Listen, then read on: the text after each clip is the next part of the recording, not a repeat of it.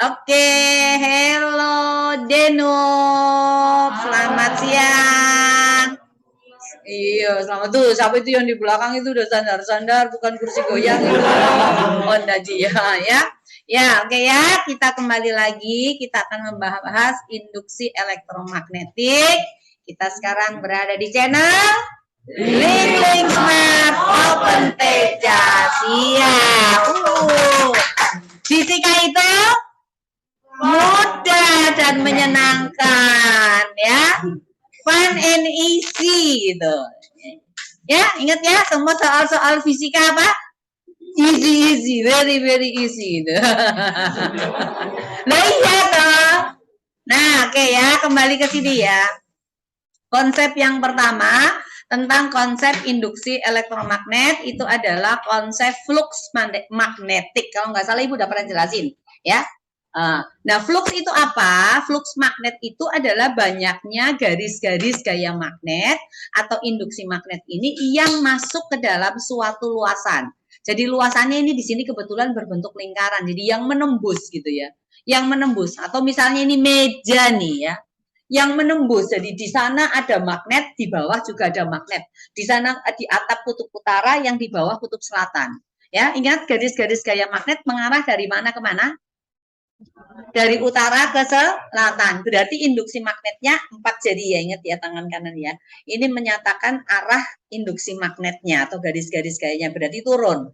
Jadi yang menembus. Nah, syaratnya apa? Ini antara B dengan luas penampang ini itu harus tegak lurus. Jadi kalau tidak tegak lurus bagaimana? Ya kita harus memproyeksikan sesuatu yang membentuk sudut itu menjadi diproyeksikan ke sumbu X dan ke sumbu Y, atau sumbu yang tegak lurus dengan luas bidang dan sumbu yang sejajar itu. Tapi yang kita pakai itu adalah yang tegak lurus. Nah, flux magnetik ini itu dirumuskan sama dengan B dikalikan A, di mana B dan A itu harus tegak lurus ya, harus tegak lurus. Kenapa itu menjadi BA cos theta ya? Ya, oke, Ibu akan gambarkan ini. Jadi anggaplah ini tadi ini mejanya ya, permukaan mejanya. Oh, enggak bisa pakai ini ya. Permukaan mejanya kalau digambar bentuknya kan jadi seperti ini ya. Ini kalau dalam gambar ya. Kemudian ada induksi magnet yang datang, yaitu B yang datang itu membentuk sudut seperti ini. Ya, membentuk sudut. Jadi ini kalau Ibu buat untuk memproyeksikan, ini adalah sumbu yang sejajar dengan meja, maka kita harus memproyeksikan B-nya ini ke sumbu yang tegak lurus. Sumbu tegak lurus berarti ini kita tarik ke sini nih. Ya, ini kita tarik ya. Malah hilang. Ya, warna biru ya. Oke, ntar. Nah, ini ya. Ini mejanya tadi toh, ya ini mejanya. Nah, jika sudutnya di sini ini adalah theta nih, theta. Yang ini adalah B. Kemudian yang ini adalah B yang tegak lurus, membentuk sudut 90 derajat. Nah, sekarang hubungannya antara B tegak lurus dan B dan theta berdasarkan aturan trigonometri itu apa? Cos. Oke, berarti ini adalah sisi samping, di sini adalah sisi miring. Jadi cos daripada theta itu sama dengan apa? B tegak lurus dibagi dengan B kan? Maka B tegak lurus itu sama dengan apa? B dikalikan dengan cos theta. Sedangkan flux tadi, ini flux ya. Flux itu sama dengan B dikalikan dengan A. Syaratnya harus tegak lurus kan? Maka kita menggunakan B-nya di sini adalah B yang tegak lurus. Berarti sama dengan apa? B dikalikan dengan cos theta dikalikan dengan A. A-nya kita taruh di depan ya. Jadi sama dengan apa? BA dikalikan dengan cos theta. Seperti itu. Untuk menghindari kesalahan, nanti kamu kalikan apa? A dengan theta baru dikoskan ya. Nanti repot jadinya salah ya, salah jalan. Jadi fluxnya itu adalah BA cos theta. Nah, ini ada kutub utara, ada kutub selatan. Induksi magnet itu selalu dari kutub utara menuju ke kutub selatan ya. Berarti jadi B-nya arahnya ke sana ya. Ya. Nah, ini ada kawat nih. Kawat berbentuk segi 4. diletakkan di antara dua buah magnet. Itu ada garis-garis gaya yang melewati luasan di dalam kawat ini, ya. Ada garis-garis gaya. Nah, banyaknya garis-garis gaya yang masuk itu namanya flux, ya. Nah, kalau magnetnya bergerak, berarti nanti jumlah garis-garis gayanya akan berubah. Ya, ini kalau seperti ini ya, berarti ada enggak yang menembus ini? Menembus bidang daripada apa namanya? Kawat ini. Ada enggak induksi magnetnya? Ada enggak? Tidak ada. Kenapa? Karena sejajar dengan garis-garis gaya, berarti nggak ada yang menembus. Kalau sejajar sudutnya berapa? 0 derajat ya. Nah, kalau 0 derajat, cos 0 derajat berapa? Oh, sejajar.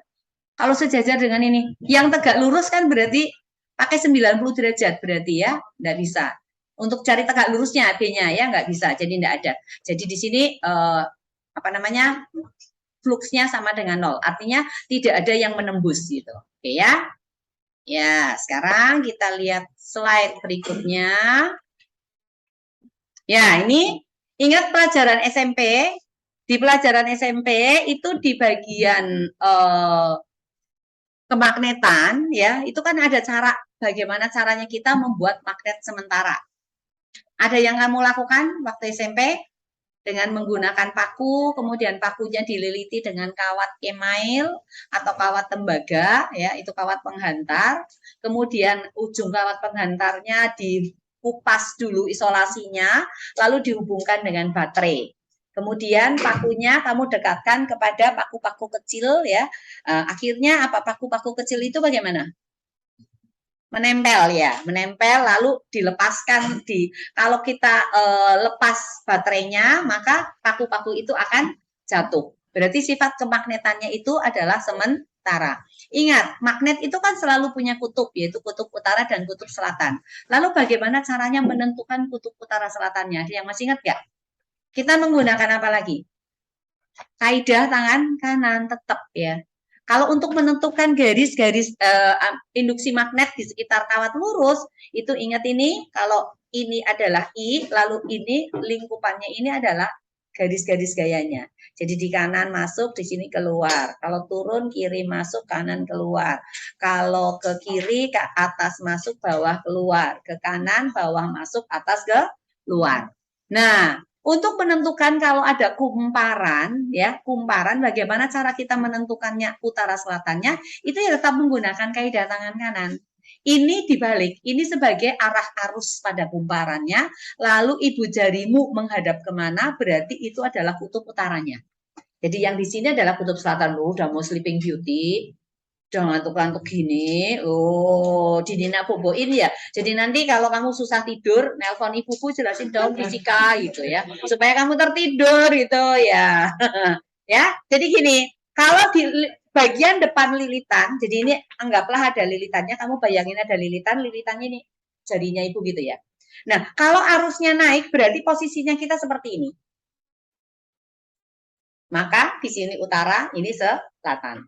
Ya, nah kalau putar gini ya, kalau kamu ya putar gini, ini naik berarti posisinya seperti ini, utara selatan. Tetapi kalau yang di depan itu turun, ya, kalau yang di biar nggak apa-apa, kalau yang di depannya turun maka posisinya kamu harus balik seperti ini.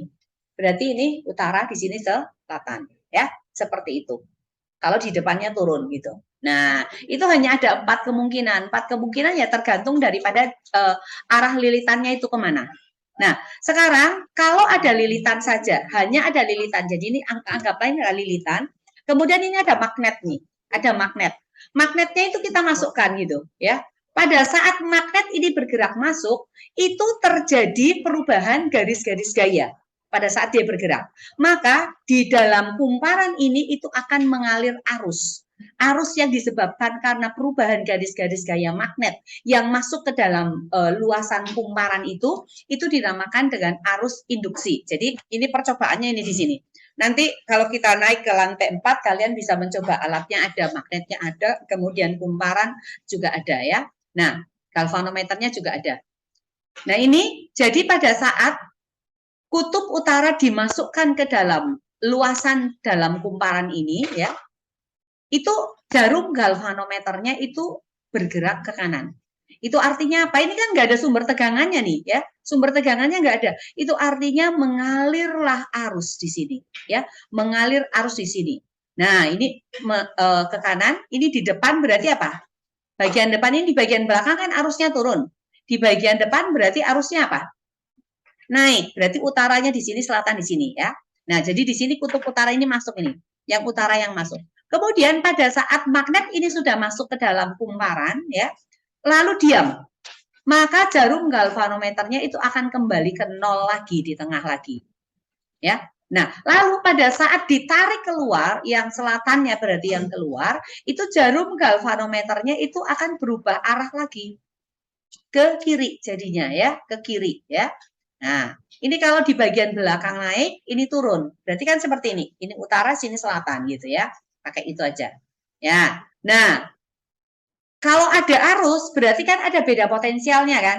Nah, beda potensialnya karena arusnya namanya arus induksi, berarti beda potensialnya itu namanya juga beda potensial induksi atau yang lebih dikenal dengan GGL, yaitu gaya gerak listrik induksi, ya. Lambangnya itu nanti pakai epsilon seperti E, ya. Epsilon. Oke? Ada pertanyaan di sini? Gak ada. Ya, nah sekarang kita akan menggunakan kaidah tangan kanan, tetapi penggunaannya berbeda lagi dari yang lalu. Ya, tangan kanan yang pertama gunakan untuk menentukan arah garis-garis gaya magnet atau induksi magnetnya kemana. Yang kedua, tangan kanannya kita untuk menentukan apa?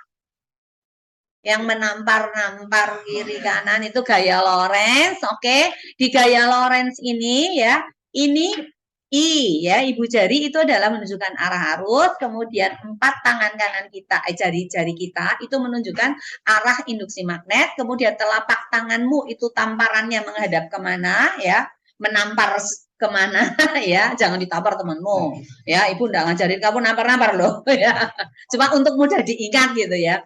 Nah, ya, itu menunjukkan arah gaya Lorentz-nya. Nah, sekarang yang di sini kawatnya bergerak ya, karena ada gerak berarti ada kecepatan kan.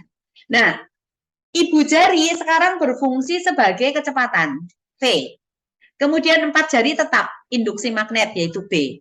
Nah, telapak tanganmu menampar kemana, menghadap kemana, itu menunjukkan arah arusnya sekarang. Jadi ini B, V, I. Kalau di Lorentz, B, I, F. Ya, di sini GGL induksi B, V, I. B, V, I. Gitu ya. B, V, I. Ya. B, V, I berarti ke sana. Oke, ya. Jelas ya? Ikutin ya, ikutin ya. Nah, sekarang ini ada kawat nih ya, ada kawat. Ada kawat. Ini ya, kamu perhatikan kawat ini. Ini digerakkan ke kanan. Digerakkan ke kanan. Berarti ini adalah V-nya pada saat bergerak ke kanan. Ini adalah V. Lalu yang ini ya, itu adalah apa ini? Yang turun nih dari utara ke selatan ini apa? B ya, kita ganti warnanya deh. Ya, kita pakai warna blue untuk membedakan. Jadi yang ini adalah B nih, ya. Ini adalah B. Ini B. Nah, sekarang I-nya kemana tuh? B turun, V ke kanan, I-nya kemana? Ke depan, menembus bidang ya, menembus bidang. Berarti kalau ditempatkan pada P kawat PG-nya ini ya, pada kawat PG, pada kawat PG I-nya kemana? Dari P ke Q atau dari Q ke P?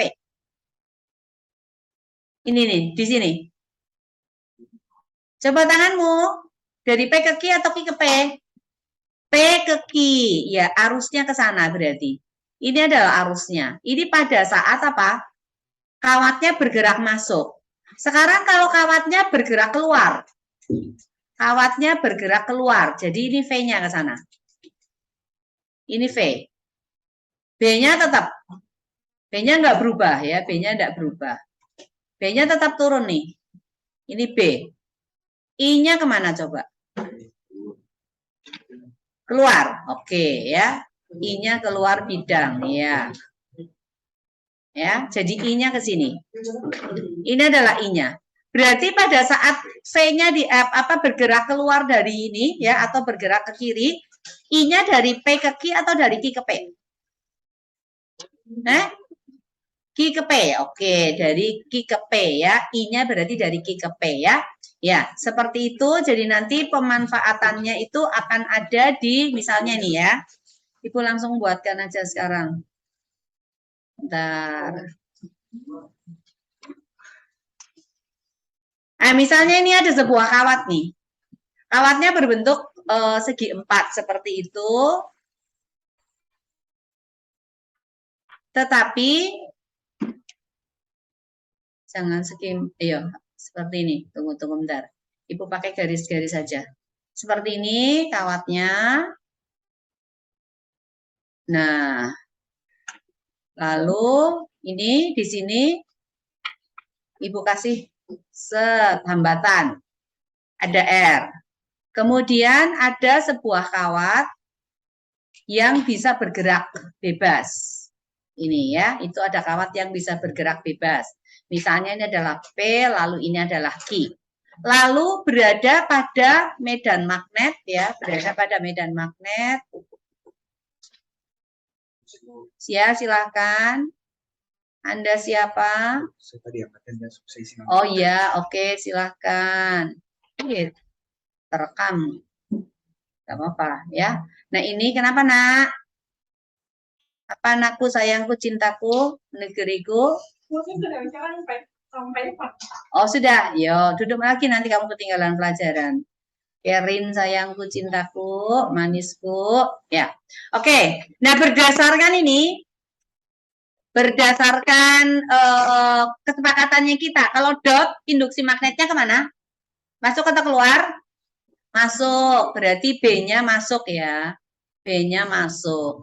Nah sekarang kalau misalnya kawatnya ini bergerak ke kanan, V-nya ke kanan, ini adalah B.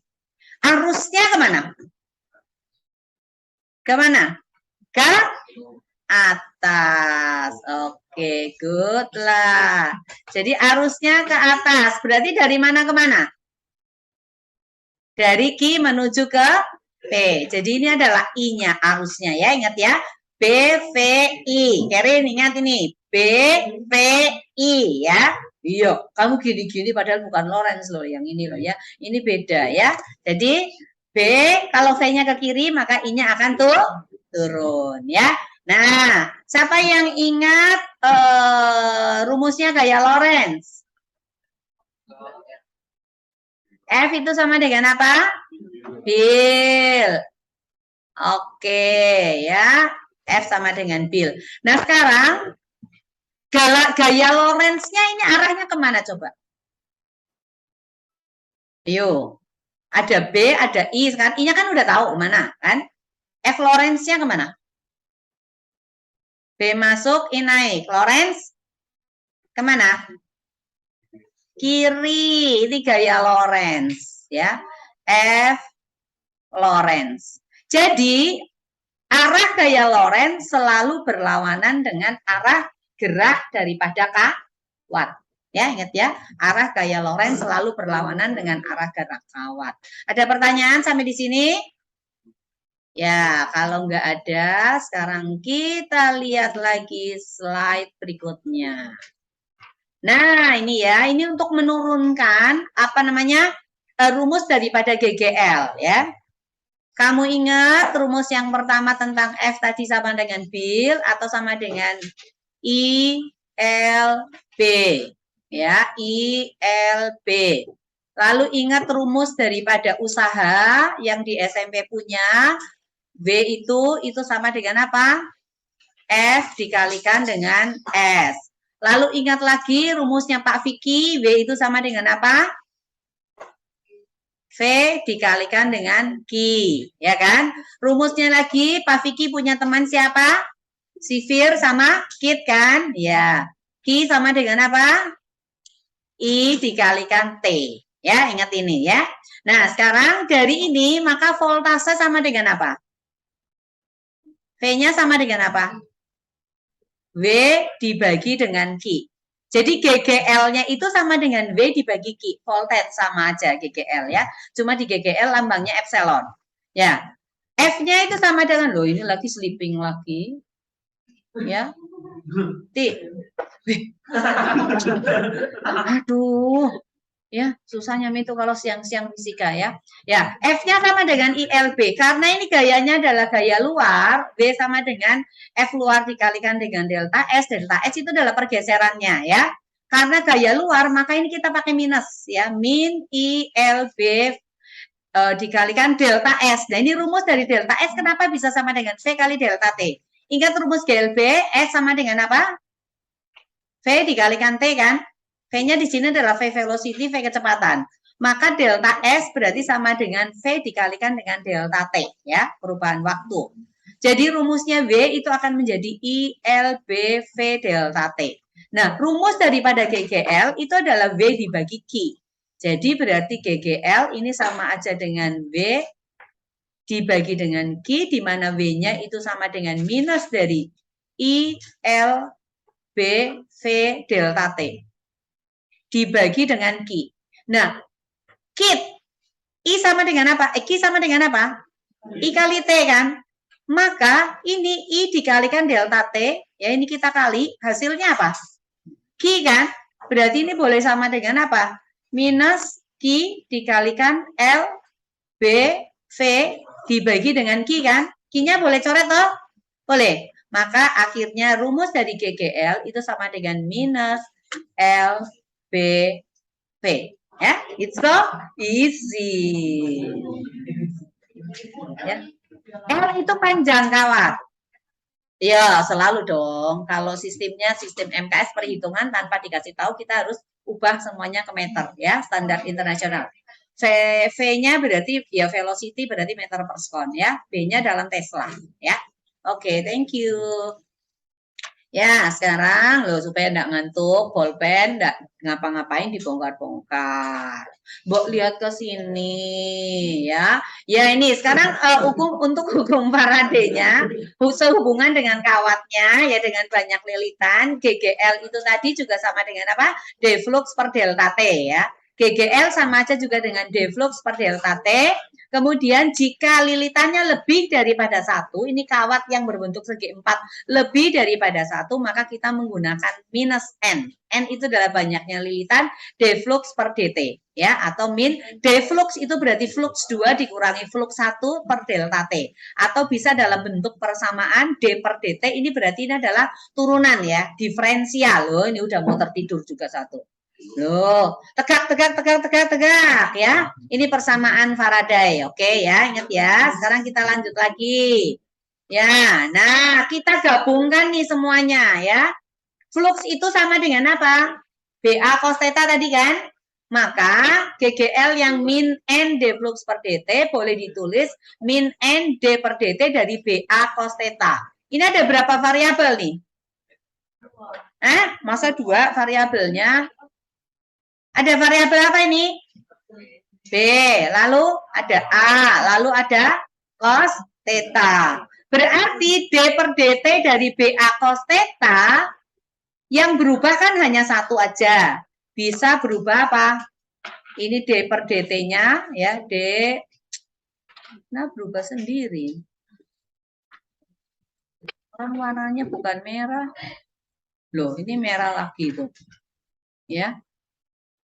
Ya, D per dt-nya ini bisa berubah lagi nih, ya. Ini D per dt. D per dt-nya itu bisa berubah. Kalau B dan cos theta-nya yang tetap, berarti di sini kita menggunakan yang A. Ya, maka D sama aja dengan A2 dikurangi dengan A1. Bisa enggak B-nya yang berubah? Bisa, kan ada 3 variabel ya. Ada 3 variabel berarti bisa B-nya juga yang berubah. Nah, kalau B-nya yang berubah, maka di sini akan menjadi apa? Minus N A cos theta B2 kurang B1 dibagi T2 kurang T1. Begitu seterusnya ya. Ya ini. Ini kalau B-nya yang berubah ya. Bisa juga jadi DB per DT, diferensialnya. Berarti NA sama cos theta-nya berubah. Tapi bisa juga tetanya yang berubah. Kalau tetanya yang berubah, berarti cos theta 2 dikurangi cos theta 1 dibagi T2 min T1. Ini adalah D cos theta per DT, ya. Oke. Nah, ini yang tadi nih, yang tadi Ibu kasih, ya. Yang tadi Ibu kasih contohnya, ya. Jadi sekarang kita masuk di sini, ya. Masuk di sini misalnya aja ini ada kita tambahkan hambatan. R-nya misalnya sama dengan 10 ohm. Nah, kemudian induksi magnetnya misalnya sama dengan 4 Tesla gitu ya, boleh ya, nggak apa-apa ya. Lalu kecepatan, ini bergerak V-nya ke sana, misalnya dengan kecepatan 2 meter per sekon. Lalu kita ditanyakan berapakah besar daripada arus yang mengalirnya, lalu berapakah besar ya arusnya aja lah, udah ya. Kita kan bisa cari GGL di sini. Tadi GGL rumusnya apa? Panjang kawatnya misalnya 20 cm gitu ya. Ini L-nya. GGL tadi rumusnya apa? E sama dengan apa? Minus L B V kan? Berarti sama dengan min berapa? 20 cm harus ubah ke meter dong. 2 kali 10 pangkat min 1. Oke, 10 pangkat min 1 meter. B-nya 4 Tesla. Velocity 2 meter per sekon. Oke, ya. Ini minus GGL satuannya apa? Volt, ya. Oke, berarti berapa nih? 8 kali 2 berapa? 16. 16, 10 pangkat min 1 berarti dalam volt, ya. Atau sama dengan min 1,6 volt. Oke. Sekarang untuk mencari berapa arus yang mengalir, maka kita menggunakan rumus apa? Kamu ingat V sama dengan apa? I kali R. V-nya itu diganti dengan epsilon atau GGL. Maka I akan sama dengan epsilon dibagi dengan hambatan, ya. Berarti sama dengan minus 1,6 volt dibagi dengan berapa? 10 ohm. Berarti sama dengan minus 0,16 ampere. Pertanyaannya, arusnya mengarah kemana ini? Dari A ke B atau B ke A? Cross keluar atau masuk? Keluar. Oke, berarti keluar, V ke kanan, I kemana? Turun. Berarti dari mana ke mana? Menjawab loh. I-nya kemana? Naik atau turun? Turun. Berarti dari ya A ke B yang semangat, ya. Oke, ya. Jelas ya? Jelas. Ya. Ini berikutnya lagi untuk konsep induksi elektromagnet pada konduktor. Konduktor itu sama aja solenoida ya, induktor sorry. Induktor itu sama aja dengan solenoida, jadi kawat yang melilit-lilit seperti itu ya. Nah, ini yang berubah itu adalah arusnya, yang bisa diubah-ubah di sini hanya arus ya. Nah, caranya mengubah arus dengan sumber tegangan yang sama itu di sini ada pengubahnya ya. Pengubahnya ini adalah hambatan. Hambatan ini bisa diperbesar, bisa diperkecil ya. Ada putarannya, bisa membesar, bisa mengecil seperti itu. Kalau hambatan di sini mengecil berarti arus yang mengalir besar. Kalau hambatannya dibuat besar berarti arus yang mengalir kecil. Maka ada perubahan arus di situ. Nah, GGL pada induktor ini ya, itu dirumuskan sama dengan minus L dI per dt. Di mana L ini adalah induksi diri ya, induksi diri daripada kumparan. Nah, satuan daripada induksi diri itu nanti apa? Satuannya itu namanya Henry ya nanti ya.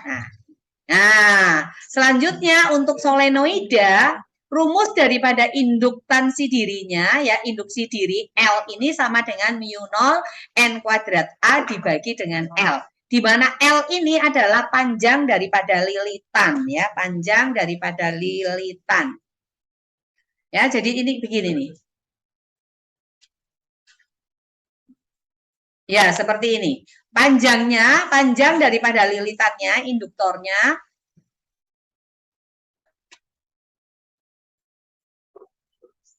Loh, kok terputus? Udah boleh putus nih. Ya, ini panjang lilitannya adalah L. Jumlah lilitannya itu adalah N. Ya. Lalu luasnya itu yang dibentuk, rongga yang dibentuk oleh lilitan itu ya. Nah, itu luas. Nah, luasnya itu berarti sama dengan pi R kuadrat ya. Oh ini panjangnya nih lain, ini untuk toroida. Pi R kuadrat ya luasnya. Nah, sekarang L itu sama dengan mu 0 N kuadrat A dibagi dengan L ya. Jadi mu 0 siapa yang ingat nilai dari mu 0 berapa? 4pi kali 10 pangkat min 7, satuannya apa? Weber per ampere meter, itu mu 0. Sekarang kita mau cari satuan L deh. Satuan daripada L. Berarti sama dengan mu 0 satuannya adalah Weber per ampere meter dikalikan dengan jumlah lilitan, punya satuan enggak? Tidak ada. Lalu area luas penampang satuannya apa? Meter pangkat 2 dibagi dengan panjang lilitan, satuannya apa?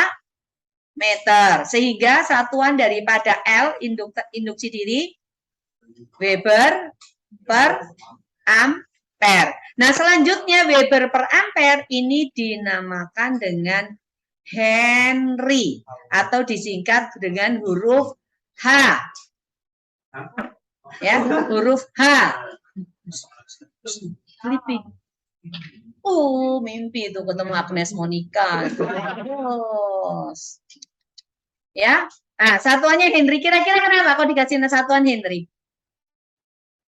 Nah, loh, Cendrik, itu lagi kerja apa kamu? Apa itu? Itu apa? Oh gitu, ya baguslah kalau masih berhubungan dengan fisika, ya. Ya cuma perhatikan ke sini. Nanti kalau udah diperhatikan ke sini, kamu enggak tahu penjelasannya. Kalau kamu udah tahu penjelasannya, boleh gantiin ibu dong jelasin supaya ibu nggak capek gitu ya. Ya, oke ya. Nah sekarang berikutnya ini ya, ini rumus daripada induksi diri ya, itu sama aja dengan N flux per I ya. Sama dengan ini diapalin nih, ini diapalin. Ibu enggak minta kalian menurunkan ini ya. Jadi bisa ini, bisa ini. Ini adalah rumus yang ibu lupa waktu ibu ikut Olimpiade guru fisika sekota Makassar tahun 2015. Ibu lupa itu rumus. Tapi ibu menang ibu atau? Number 1 dong. Ya itu anugerah karena tanpa persiapan Tuhan kasih bonus ya. Nah, induktansi kumparan dalam bahan sekarang. Tadi itu adalah untuk induktansi di udara. Jadi kalau ini ya, ini kumparannya sekarang ada di udara. Di udara. Nah, L-nya itu tadi kita sebut aja sebagai L0 ya, sama dengan mu 0 N kuadrat N kuadrat A ini dibagi dengan L. Nah, untuk di dalam bahan, L-nya itu kita tidak menggunakan mu 0, tetapi kita menggunakan mu. N kuadrat A dibagi dengan L. Di mana nilai dari mu itu sama dengan mu R dikalikan mu 0. Jadi mu R-nya itu adalah permeabilitas relatif. Oh bangun ya udah nggak jadi. Ibu mau rekam. Ya, nah, mu-nya sama dengan mu R dikalikan dengan mu 0 ya. Nah, jadi kita masukkan ke sini nih. Maka ini adalah mu R dikalikan dengan mu 0 N kuadrat dikalikan A dibagi dengan L. Nah, tadi yang ini ya, yang ini set, ini sama dengan apa? L0 kan? Maka akan menjadi apa di sini? Mu R dikalikan dengan L0. Jadi mu R-nya juga boleh sama dengan L dibagi dengan L0. Di samping mu R sama aja dengan mu dibagi dengan mu 0 juga ini boleh sama dengan L dibagi dengan L0 ya. Induktansi diri dalam bahan dibagi dengan induktansi diri dalam udara atau di vakum juga nggak masalah. Ya, sampai di sini kita sudah sisa berapa menit? 3 menit ya. Kita stop sampai sini ya. Nah, ini udah masuk di contoh soal nanti ya. Energi. Jadi ini kita lanjutkan besok lagi ya. Energinya ya. Oke. Oke. Sampai di sini dulu teman-teman.